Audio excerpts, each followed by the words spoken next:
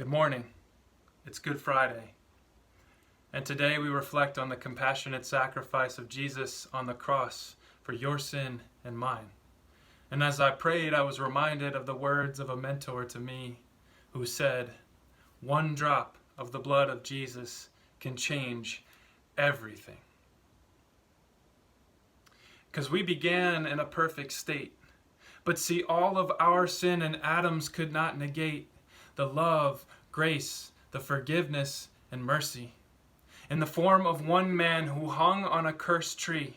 See, mercy is not getting what I do deserve, and grace is his favor poured out from an infinite reserve like water that he had turned into wine.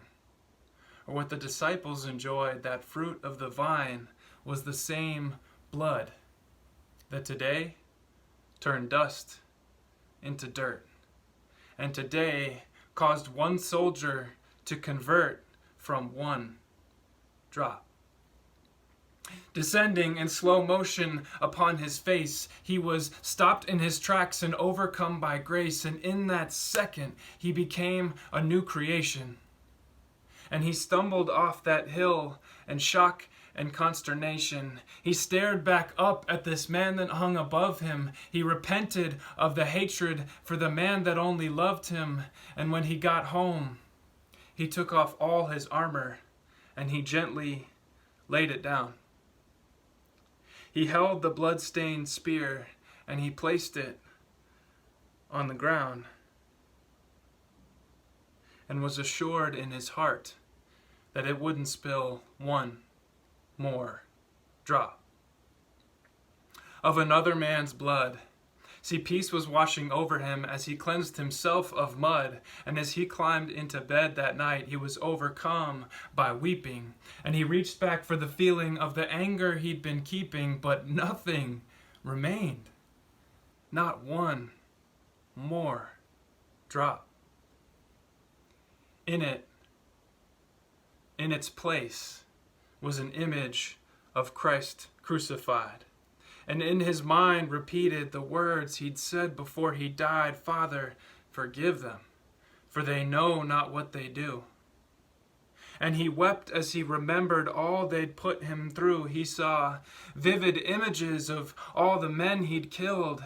He asked Christ be with their families as his heart began to spill. It was the mercy. And he said, "Jesus, please forgive me. See, I was hurt and I was broken."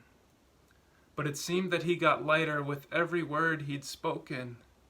And as he said his last and drifted off to sleep, he whispered, "I give you all that's left of me. My life is yours to keep."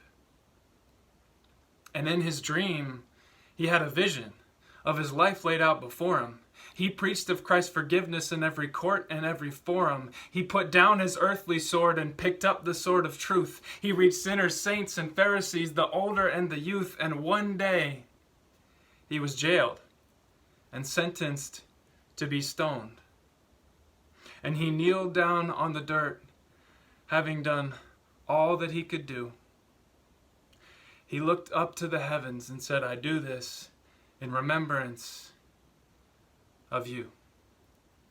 And as that first stone flew, he snapped awake, wondering, could this be real? He wiped his hand across his brow, and there was one thing he could feel, and on his finger rested one drop.